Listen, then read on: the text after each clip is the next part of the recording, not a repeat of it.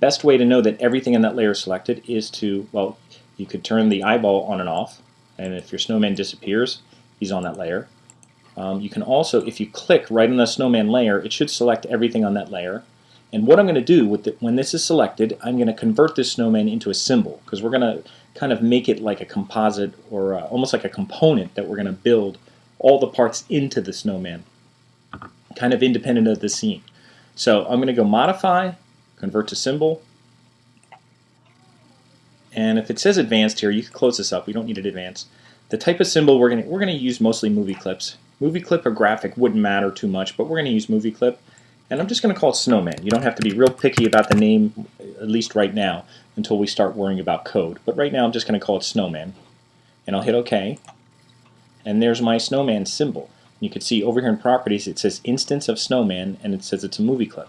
And there is even a place for an instance name where we could use it when we're actually using ActionScript to call on it. But we're not doing that right now, so we don't need a name for it.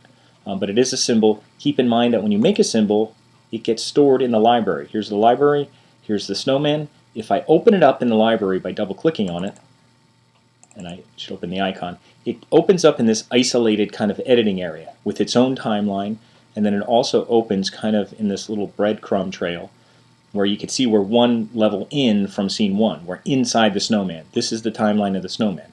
Now if you want to go out from here, go back out to scene 1. And now we're back out to scene 1. Another way to go in there instead of going through the library is you could double click right on the snowman. It does the same thing. It takes you to the same timeline of the snowman, except this time it shows you the background. So you kind of grays out the background a little bit so you can kind of work in place. And that's usually the way we're going to work. We're going to kind of work in place when we do that. So we're going to work on the snowman. We're going to add layers to the snowman here. Matter of fact, this first layer in the snowman, remember, this is scene 1 where I have snow foreground and snowman. And then when I go inside the snowman, I'm going to add my first layer I'm going to call body, because that's kind of where I have the body of the snowman. Obviously it has its head and torso and bottom, but the whole thing is its body, because we're going to add things like the hat and all that. So the next thing I'm going to add, I'll add a new layer and I'll call it hat. And this is where I'm going to draw a hat. And I could draw a hat just by taking my rectangle tool, making sure it's black, making sure I'm still in object mode, just drawing a very basic kind of black hat. It's not anything really nice. You could put an oval kind of underneath it if you want. And I should zoom in a little bit when I'm doing this. And there's my hat. Nothing really great. Okay, so there's my hat. If I wanted to edit the hat a little bit, I could select the top part of the hat here and use my eraser, erase it a little bit. Just give it a little arch on top, or I could give it a rounder part. If I wanted to, I could give it a little bit of a, kind of a top on it like that.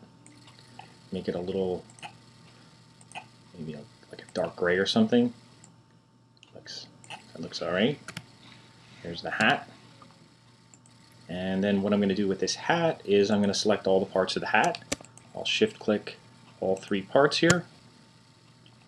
And to make sure they're on the right layer, just turn off the visibility, make sure they're on the right layer. And instead of grouping the hat, what I'm going to actually do is go Modify, Convert to Symbol, and I'm going to convert the hat to a symbol.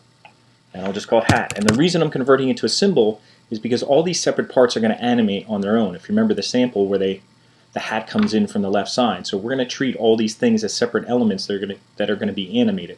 So the hat, the nose, the eyes, all that stuff is going to be animated.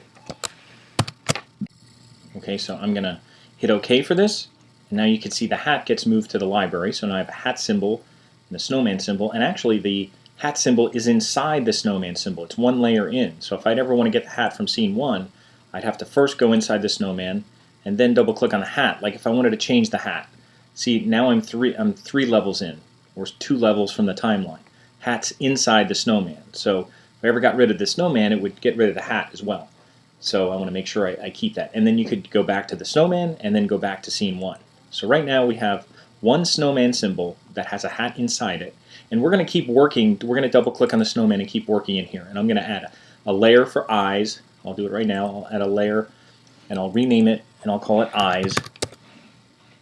and I'm going to draw 2 eyes, and I'm going to do one for the mouth, where I'm going to do little circles for the mouth, and then I'm going to make a carrot nose. And you don't have to watch me draw them because they're not very hard to draw. They're just circles put together. But I'm going to do all that and make all those layers, and then from there, then we'll work on doing the animation part. Okay, here's my mouth and my eyes, just 2 circles for the eyes, and I made a layer for eyes, and then I drew the mouth, except I accidentally put the mouth on the eyes layer. I made a layer for mouth, but I forgot to draw on the mouth layer.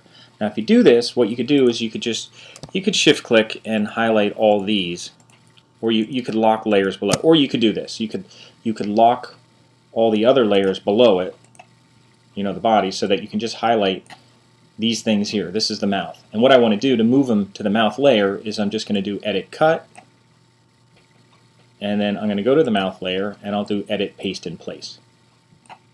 And now you can see there's keyframes on each of the layers. There's the mouth, there's the eyes, there's the hat.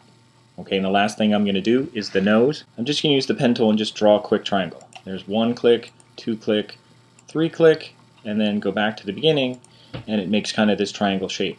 And if I want to fill it with a color, I could just go and I'll choose a paint color. And now I'll choose one. Maybe it didn't know I wanted to fill it. And I'll click on there, and I could change it from here now. But there's my paint color. And if I don't want a stroke on here, which I don't, I could click on this thing again, as long as I drew it in object mode. And I'll just click on this thing and put it to none, so there's no stroke on there. Now it's very triangular looking right now. Now if I wanted to rough it up, I could really, you know, zoom in here if I wanted, and I could take an eraser, and I could just kind of like rough up my carrot a little, make it a little more carrot-like, I guess, and kind of round it off. I guess that looks a little more like a carrot.